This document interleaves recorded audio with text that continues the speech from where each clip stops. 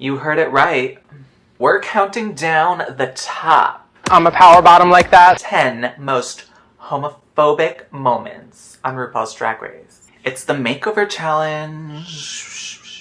I love this challenge. So remember season 7? Like Trixie made over Pearl, and she looked like a fat Pearl. But I feel like this episode's also kind of shady because it's like, if your makeup is bad, it's like, I feel like the judges were judging them and not who did, like, made over them. So number 10. So this is after everyone gets paired up. Rosé and Tina Burner are partners. Tina Burner pulls out this dress, and it's like the ugliest dress. Like green, and it's not even anything Tina Burner would wear. And Rosé's just like, well, it's ugly, so I guess that makes sense. It's Tina. Number 9. The workroom walk around with Rue. Rue goes up to Candy and Gottmik. I'm like kind of tuning this out, but then all of a sudden I hear Candy started talking about how she was known as like the goat's mouth because I guess she's like lucky. But then she was like, I can always tell, like, when I'm gonna get trade. It's like I have ESPN or something. My breasts can always tell when it's gonna rain. Well, they can tell when it's raining. So, I don't know. Candy is the goat's mouth.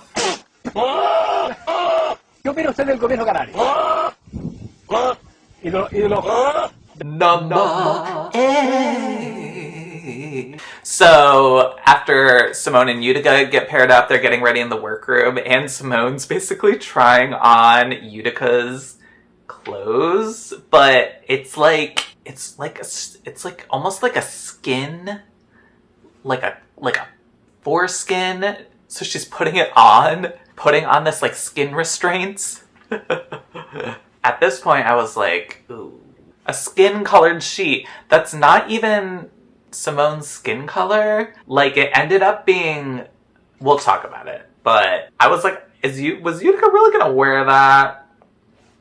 Or did she just buy a sheet? She was like, oh, I know what will work with the makeover challenge, a sheet. Number 7. So, in the random, like, psychic reading with Char Margulies, who's like, I've never heard of, but apparently she's some kind of psychic to like the stars. Not like the star. I mean, I guess she knows the star. Who the fuck knows? I can tell the future. So, the psychic is like, Candy, did you have problems with anyone when this show started? Candy's like, a few. Like, yeah, Rosé. It's like, girl, Candy could have literally said anyone. I think she's literally fought with everyone at this point. So Candy just like, apparently she hated Rosé and just like called her bland. Ouch, like, I mean, true. Number 6. You know, if you've been watching this, I have not liked Tina's personality or fashion.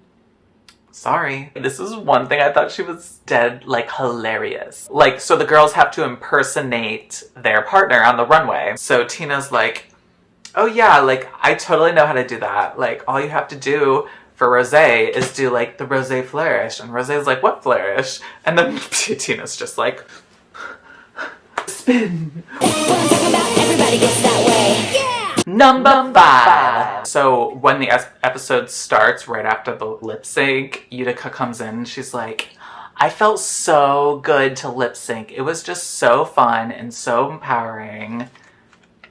It's like, girl, it's like, yeah, that's because you won. Girl, you were lip syncing against a queen who was like in the bottom for like 4 times. And it was Elliot.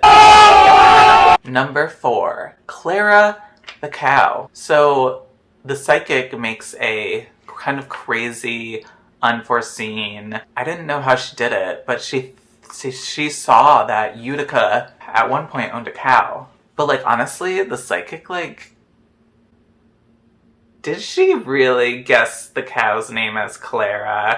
I feel like there was some editing involved. Now, we've never met before, so I want everybody to know this. Yes. I just know exactly what, the producers in the background check has told me. You know what Oh, well, the cow's name. Like, I feel like there were at least, like, 5 other letters before she arrived at the C. I think it began with something like Abigail? No.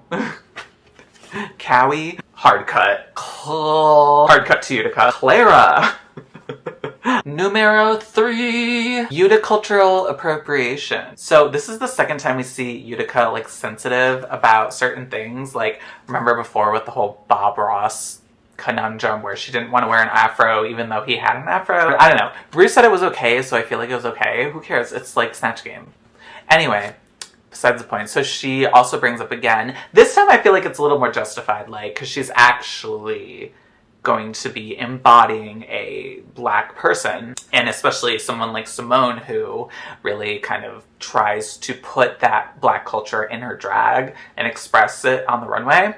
So yeah, I totally see what she was saying. She didn't want to be culturally appropriative. Like, essentially, drag is an art, right? And Simone was just using Utica as a vessel for that art. That was the challenge.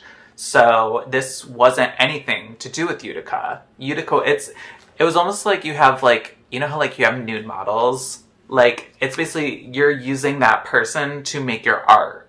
As long as you have that person's permission, you can do whatever you want to turn that person into your art piece, essentially. So, like, I get where she was coming from, but it was still offensive, honestly. Number 2. We get the gag moment of the season. Queens, tell me who sucks. And everyone's just pussyfooting. It's like, girl, just say who you think is doing poopy. Who you think made a big poopy on the runway. And everyone was just being so, like, and then you get the fucking, like, snowball, where, like, one person says one person and the other person kind of just tacks on, because you don't want these, like, competing factions, and you feel like no one would be able to get mad at you if you just went with what everyone else thinks. So, unfortunately, I feel like Olivia was kind of the object of that, which it was justified. She hasn't been doing well in the past couple weeks, but she has also won, like, 2 challenges in a row. So to kind of say she was booger and should go home, I felt like was a little strong. Yes, Denali didn't really look like Olivia, but it's like, I don't know. We'll get to it, but I disagree with the judges. I think that drag was Olivia's drag. She did a lot of gowns. So I don't know. Whatever. Maybe it wasn't the most exciting, but I never thought Olivia did the most exciting avant-garde, like, couture, couture, couture. I feel like it's couture. But yeah, so almost everyone calls out Olivia, except for Denali, which brings us to number 1. So Denali first calls out Candy and says, I feel like Candy has been sucking. Then when it gets to Candy's like last in the lineup, so she goes like last or something. So she just starts going off on Denali. First and foremost, I would say that I didn't know Tina Burner owned flames in the color orange, red, and yellow. You will never see Tina walk on the runway looking like a hoe like this, looking flawless. So there's no excuse why she should look as weak, and Olivia Denali seemed the weakest out of everyone on the stage. Basically, Candy just drags like everyone into it. And it's like, girl, you're so freaking sensitive. Calm the F down. No, your runway was not the best.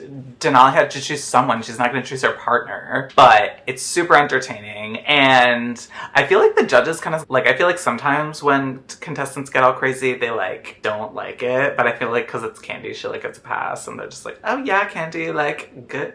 Like, stick up for yourself. But then I hate how Denali, like, retracts it during Untucked. I'm just like, girl, who cares? Just stand by yourself. Okay, so now we move on to the runway ranking. I'm ranking, like, the girls, but really it says more about the person who made them over. So number 8, I have Olivia as Denali. First of all, this look was, like, already done. Like, this is the look Denali walked in on. Like, and now she's just wearing it again, but she looks more busted. Because Denali's makeup on her was so, like, she just looked terrible. It's like the eyeshadow was like one color from like the lid to the brow. Like Rocky Horror or something. Number 7. Relatedly, we have Denali as Olivia. My problem was this was not that the drag wasn't like Olivia's drag, because, I mean, that's what the judges said. But if you look at Olivia's outfits, like, they kind of have been, there have been a few gowns with, like, big hair like that. So I feel like that could have been in the range of what she would wear. I just felt like the makeup should have been, like, I feel like Olivia doesn't really have anything distinct about her makeup that you would be like, oh, that's Olivia. And, like, that's a problem for Makeover, for this challenge, because you can't really translate yourself on someone else if you don't have anything, like, signature about you. I mean, if anything, I would have done the brows more. Like, I feel like because Olivia has those, like, really arched, like, Alaska brows. but I feel like there was just not enough makeup. Number 6. This might be controversial, but I have Gottmik as Candy. Yes, I guess so this was taken from like a look that Candy actually had, but I feel like, has Candy really just worn like unitards like that? Like, I feel like she has like a couple times, but they were more like latexy, or that was just a print. Like, I feel like this was more of like a Gottmik outfit than a Candy one. Like, I feel like also Gottmik wasn't really padded or anything. Like, she could have had more of like a figure. Like, we know Candy for like her figure. I don't know, they could have done like more hip pads, bigger boobs. I don't know. When I watched her walk down the runway, like, she was kind of just doing Gottmik, I felt like. So number 5, I have Rosé as Tina Burner. Honestly, like, looking back on this, like, it actually was pretty good. The only thing off about it was that Tina Burner doesn't really wear green. I mean, she had the red hair, but I felt like the makeup was, like, spot on, like, ugly-ass Tina Burner makeup. So, like, in that respect, it was actually, like, successful. Like, I hated the look. Number 4. Another controversial opinion, Simone as Utica. I don't know, I wasn't getting Utica that much. From the headpiece, yes. But from that weird sheet thing, like, I feel like Utica has always given some sort of body, whereas this was kind of an amorphous thing. Like, I feel like this would have worked if Utica was wearing it as like, oh, that's like a new kind of outfit that we haven't seen from Utica. But because it was on Simone, it was like, well, we haven't seen you do that, really? I don't know. It was okay. I'm not saying it wasn't that, like, bad, but I think Simone did a good job in portraying it. Now we are doing the top 3 looks. Number 3. Candy as Gottmik. Candy's makeup was, like, amazing. If you watched the pit stop, Nikki Doll says something like, you know what I loved is that Gottmik literally painted the proportion of her face, but when she did it on Candy Muse, she realized that there was still left some white that was not covered, and she's like, too late. But I like how Gottmik kind of, she didn't do, like, her exact same face. She kind of interpreted it into Candy, which was really smart. So I thought this worked. It was very, like, very artsy. I thought it was very Gottmik. The only thing I would knock it on was the runway. I felt like the runway, like, she didn't really have the Gottmik attitude as much.